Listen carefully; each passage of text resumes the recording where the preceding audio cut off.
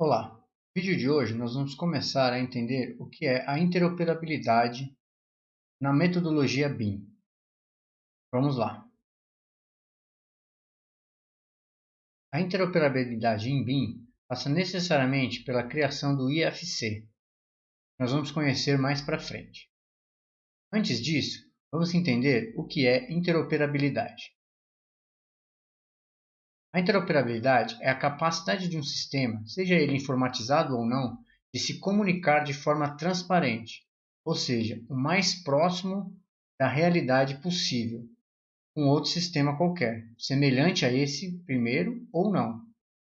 Então, quando a gente fala, por exemplo, de interoperabilidade de um sistema de nuvem, por exemplo, a gente quer que essa nuvem seja lida a partir de um banco de dados, seja lida a partir de um desktop, de um celular. Se ela funcionar em todas as plataformas, é porque ela tem interoperabilidade entre essas plataformas. Uma outra forma de descrever o que é interoperabilidade é a capacidade de diversos sistemas e organizações trabalharem em conjunto, ou seja, interoperar, de forma a garantir que todas as pessoas, organizações, os sistemas computacionais, tudo envolvido nesse processo de comunicação, interajam de maneira eficaz e eficiente. De certa forma, então, interoperabilidade é comunicação. É a comunicação eficiente entre diferentes tipos de entidades e elementos em um mesmo sistema para que as informações sejam passadas de maneira correta. Como tornar, então, toda essa comunicação realmente eficiente, sem transformar tudo isso numa verdadeira Torre de Babel, onde cada um fala uma língua? Vamos ver. Existem, hoje em dia, centenas de softwares BIM no mundo, como existem centenas de línguas. Vários deles são compatíveis com o tal do IFC. Esses softwares podem ser de diversas disciplinas. Esse levantamento aí é de 2017. Então tinha lá softwares aí de desempenho do edifício, de gestão, de utilidades, de estruturas, de arquitetura. Então são diversos tipos de software em quantidades realmente muito grandes que podem ser envolvidos dentro da metodologia BIM, dentro de uma implementação BIM de um projeto ou de uma empresa.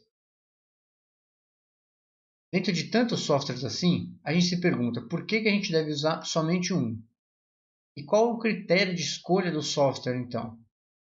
As perguntas que se surgem é: a gente deve escolher por ele ser o mais usado no mercado ou por ele ser o mais abrangente, mais capacidade de solucionar maiores problemas ou maiores necessidades? Ou ele é ou por ele ser o mais adequado dentro do projeto? Antes de responder essas perguntas, vamos entender melhor como que as informações são trocadas entre os vários softwares. Imagina uma conferência entre representantes de vários países. Qual seria a melhor forma de comunicação entre essas pessoas? Seria a partir de uma linguagem única, como por exemplo, todo mundo aprender uma única língua para se comunicar, ou cada um falando na sua própria língua, com segurança do que está dizendo, e um intérprete, uma tradução que permita que as demais pessoas compreendam o que essa está falando. Normalmente, a gente sabe que é feito dessa segunda forma, com um tradutor. Esse tradutor, trazendo de volta para o nosso problema de interoperabilidade em BIM, ele vai ser um arquivo de formato padronizado, ou seja, todos têm que usar o mesmo padrão de linguagem. Isso é conhecido já, por exemplo, no PDF. O PDF ele faz uma padronização de documentos flat, né, que são baseados em páginas. Isso ele faz desde 1993, quando ele foi criado. Era a necessidade de, tendo vários programas, vários softwares de texto, de imagem, de programação visual, eles precisavam trocar informações, seja para entregar um projeto, entregar um produto, ou para trocar informações entre as pessoas que trabalhavam nesse projeto. O PDF veio para solucionar esse problema. Então ele juntava informações, seja de Excel, de imagens, de PowerPoint, e é possível salvar tudo em PDF. Isso a gente usa até hoje. O PDF, então, ele foi criado pela Adobe há mais de 20 anos. E ele atualmente é tão importante que ele é mantido por uma ISO, uma norma internacional. Ele é um page-oriented, né? Como eu falei, ele é orientado ou baseado na página, né? E ele pode conter texto, imagem, gráfico, entre outras mídias. Inclusive, hoje em dia, vídeos e áudios podem ser também inseridos dentro do PDF, assim como links também, né? Ele é um formato universal, ou seja, ele é largamente adotado em diversas plataformas no mundo inteiro, desde leitores gratuitos de PDF e até aplicativos de vários fabricantes que já permitem que seus produtos sejam salvos em PDF. Como eu falei, ele vai permitir também hiperlinks, né, links de sites, bookmarks, e ele é rastreável, ou seja, você pode colocar segurança nele para saber quem utilizou, quem modificou, quem leu. Você pode criar assinaturas nele, né, para oficializar o documento, que são justamente as ferramentas de segurança que o PDF possui.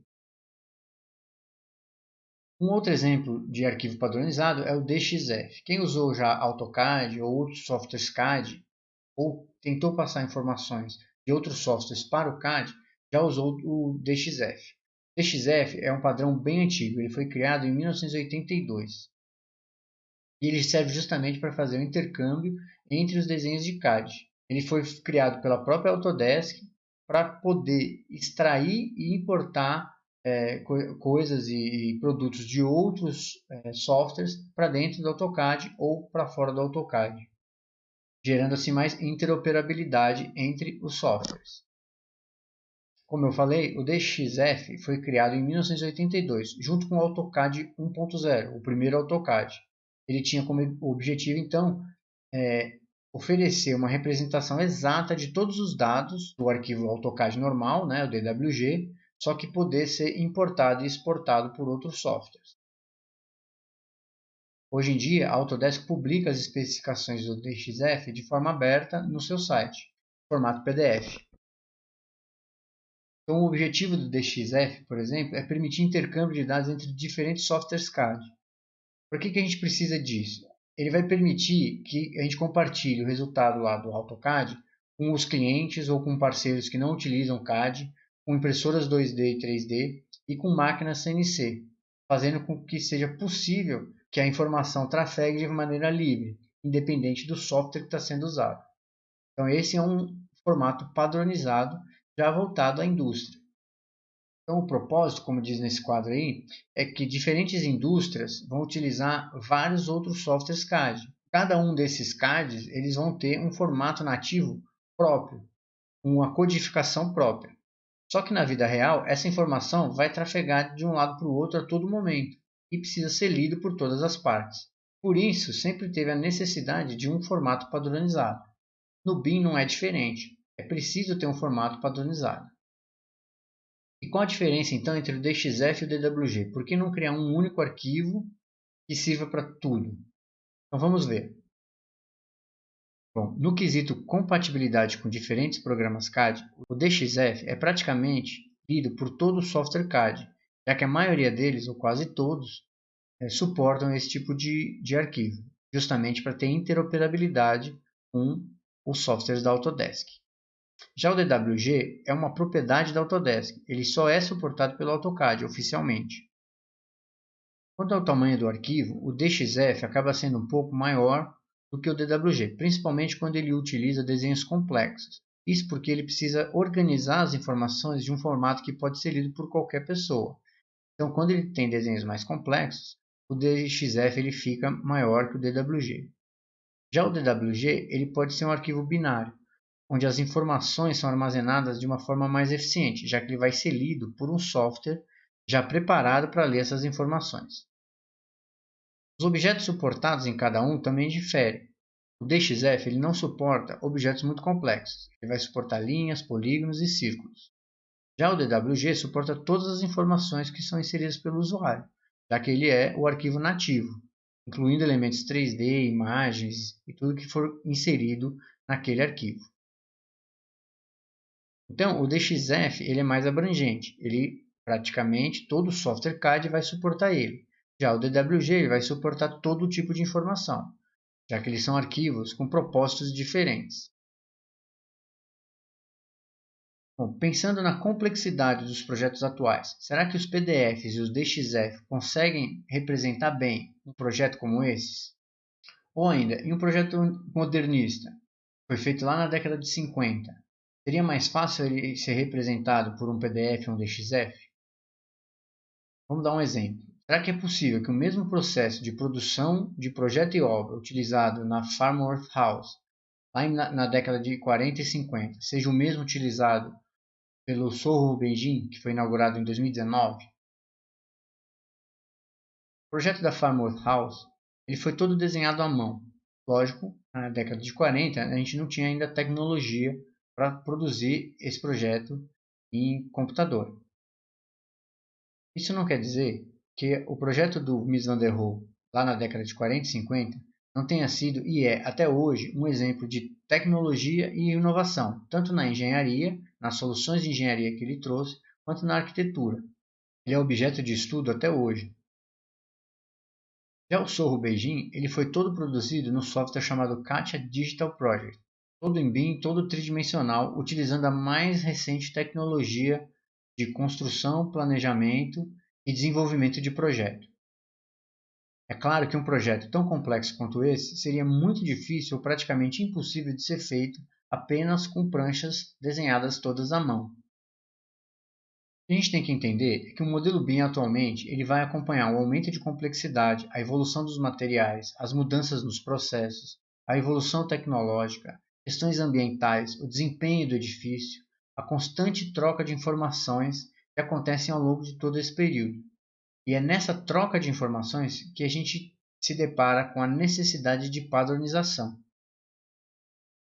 A gente tem hoje em dia essa troca de informações constante e bem complexa entre vários agentes de um processo de projeto. Então, a gente precisa solucionar e organizar essa troca de informação para que ela seja feita de maneira eficiente. Como que a gente vai conseguir compartilhar toda essa informação? Bjork e Pentila, em 1989, já propuseram 5 requisitos para um padrão de modelo para a construção civil. Para eles, um modelo aberto precisaria abranger todas as informações do edifício, atender às necessidades de informação de todas as partes interessadas, não ser redundante, ser independente de software e ser independente do formato. Aí é que está o problema. Uma informação que possa ser independente do software e independente do formato, e mesmo assim ela consiga ser passada para todos os interessados, abranger todas as informações do edifício e não ser redundante, ou seja, não ficar sendo repetida, produzida várias vezes. Depois disso, em 1991, o Eastman e outros autores sugeriram critérios semelhantes. Ele fala que esse modelo tem que representar função e forma, e não ser só tridimensional e geométrico. Ele fala que ele tem que suportar o ciclo de vida do produto e vários níveis de abstração, ou seja, tem que ir da concepção até o uso do produto.